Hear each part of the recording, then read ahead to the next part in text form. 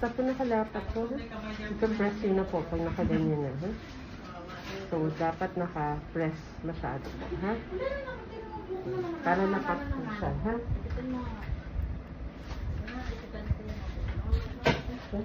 Sa taas, ganun din po. Paano ulit ang tanggal, Dok? Pagtatanggalin niyo lang naman siya, ma'am. Ito lang. Dito kayo mag-aano. Tapos konting push lang doon sa ngipin mismo. Okay, ganyan lang po. Ayun. Aalis naman na siya. Hindi ko na po aalisin kasi baka ano po yun. Ang pangat ng pagsalita po. Opo, kasi yung dila ninyo, talaga po may material na kasi sa likod yan, unlike braces, ma'am, no?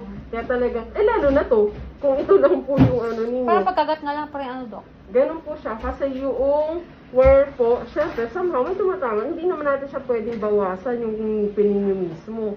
Kasi ngipin na yun. So, normal to pag parang pagkagat mo may ano. Ano po siya talaga. Kaya ipe-press down ninyo, ha? Kasi lalo na pag nakaangat yan, no? So, dapat po naka-press down masyado po yung, ano ninyo, nakalapat na lapat, ha? Hindi naman... Ay, sa kabila, Dok, parang hindi ko maramdaman. Ang kabila ang ano. Kasi syempre, hindi naman po ba, yung dalawang ngipin na parehas is parehas din ng inclination.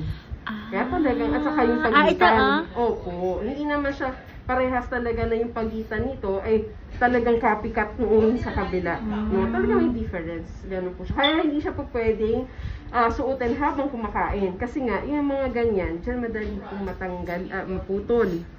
Yung ano, yun po. Dapat po, ano siya ha. So, hindi siya talaga intended for use ng habang kumakain.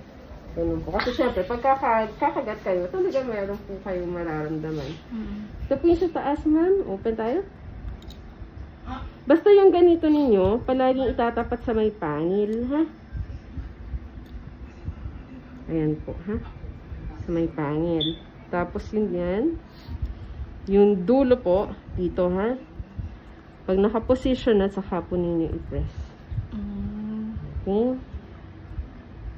Pag sa pagtanggal, unahin sa likuran. Ha? Parang ipupush nyo lang yung ngipin ninyo. At the same time, pull yung mismo wire. Ha? Ganun lang naman po. Pero dahan-dahan lang.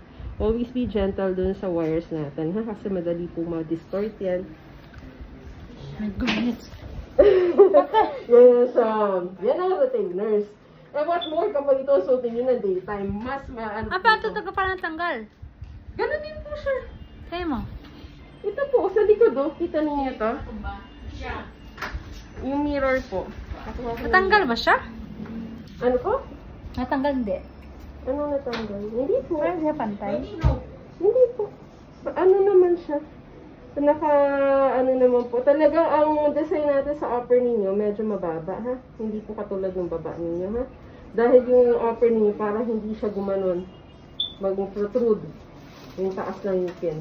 Kaya talaga medyo inano natin yung dito. Sa may malapit na sa tip ng ngipin ninyo. Parang siya pantay. Yan naman. Sa taas. Ito naman yun. Ano naman po siya? Nandito pa rin naman po sa pangil yung pinakang bento.